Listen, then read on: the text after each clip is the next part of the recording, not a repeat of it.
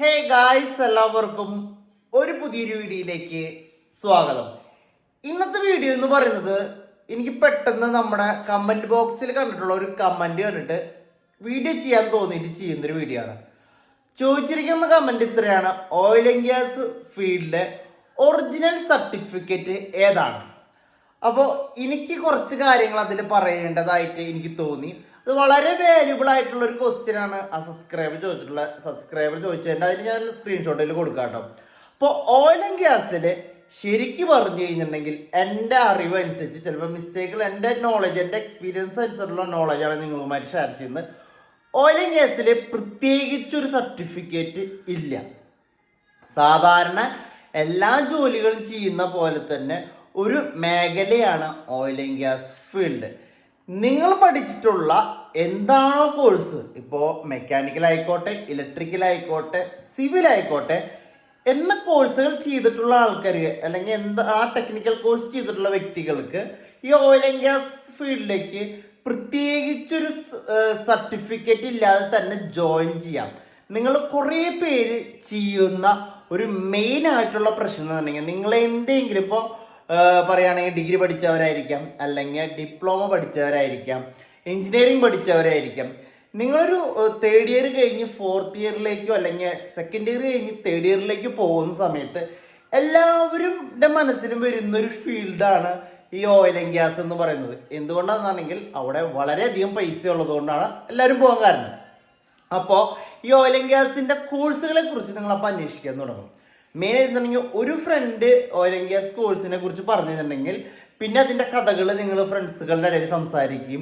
പിന്നെ oil and ഗ്യാസിൻ്റെ നമ്മൾ വിചാരിച്ചിട്ടുള്ളതെന്നുണ്ടെങ്കിൽ ഓയിൽ ആൻഡ് ഗ്യാസ് ഫീൽഡിൽ കയറണമെങ്കിൽ ഓയിൽ ആൻഡ് ഗ്യാസിൻ്റെ ഒരു കോഴ്സ് പഠിക്കണമെന്നുള്ള ഒരു ധാരണ എനിക്കും കോളേജ് കഴിഞ്ഞ സമയത്ത് എൻ്റെ മനസ്സിലും വന്നൊരു കാര്യമാണ്.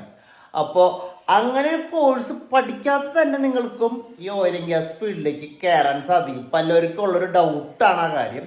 അപ്പോൾ ഓയിൽ ആൻഡ് ഗ്യാസ് ഫീൽഡിലേക്ക് കയറാൻ വേണ്ടിയിട്ട് പ്രത്യേകിച്ച് ഒരു സർട്ടിഫിക്കറ്റും ആവശ്യമായിട്ടില്ല.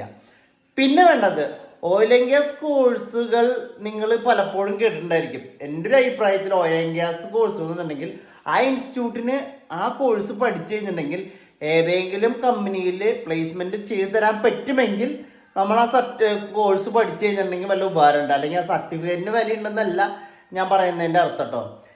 ആ ഇൻസ്റ്റിറ്റ്യൂട്ടിന് ഏതെങ്കിലും കമ്പനിയിൽ നമുക്കൊന്ന് എന്താ പറയുക, ഒരു എൻട്രൻസ് കിട്ടാൻ, അല്ലെങ്കിൽ നമുക്കൊരു ഫസ്റ്റ് സ്റ്റെപ്പ് വയ്ക്കാനായിട്ടുള്ള ഒരു പ്ലേസ്മെൻറ്റ് തരികയാണെങ്കിൽ ആ ഇൻസ്റ്റിറ്റ്യൂട്ടിൽ പഠിക്കുന്നത് കൊണ്ട് എനിക്കൊരു പ്രശ്നമായിട്ട് തോന്നുന്നില്ല.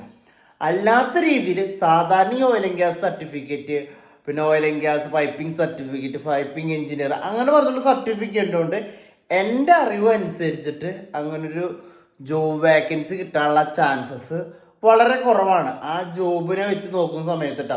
ആ സർട്ടിഫിക്കറ്റ് കൊണ്ടുപോയിട്ട് എൻ്റെ കയ്യിൽ ഈ സർട്ടിഫിക്കറ്റ് ഉണ്ട്, എനിക്ക് ഓയിൽ ആൻഡ് ഗ്യാസ് ജോലി കിട്ടുമെന്ന് ചോദിച്ചു കഴിഞ്ഞിട്ടുണ്ടെങ്കിൽ കിട്ടാനായിട്ടുള്ള ചാൻസസ് പ്രത്യേകിച്ച് എനിക്ക് എൻ്റെ അറിവിൽ കുറവാണ്.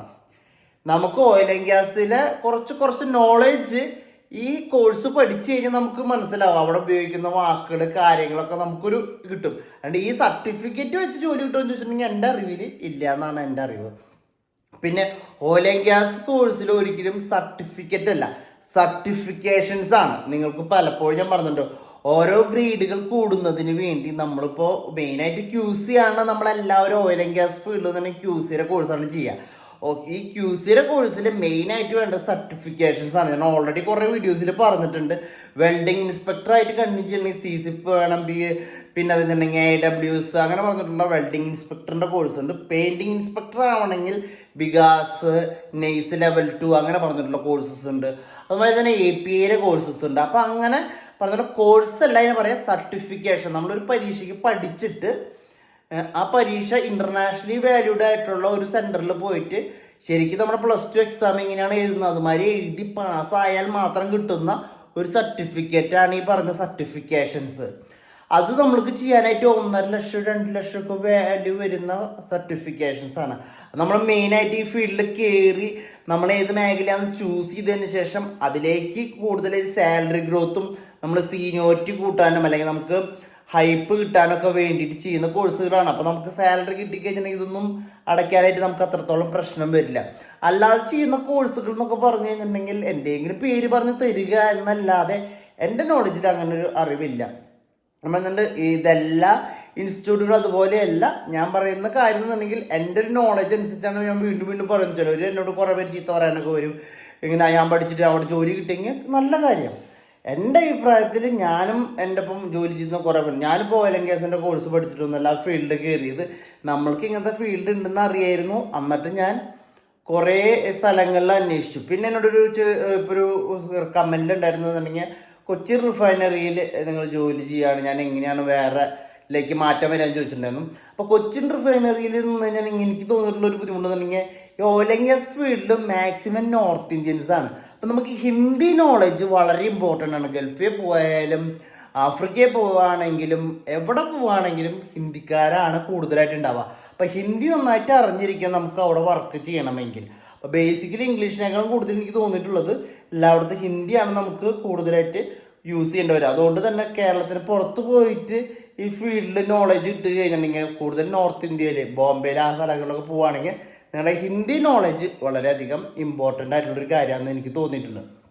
അപ്പോൾ സർട്ടിഫിക്കേഷൻ ഒറിജിനലോ സർട്ടിഫിക്കറ്റ് ഒറിജിനലോ ഡ്യൂപ്ലിക്കേറ്റോ എന്നുള്ള കാര്യത്തിലല്ല, ജോലി കിട്ടുക എന്നതിലുള്ളത് മാത്രമാണ്. നിങ്ങൾ എന്തെങ്കിലും ഡിഗ്രി എടുത്തെങ്കിൽ വളരെ യൂസ്ഫുൾ ആയിരിക്കും.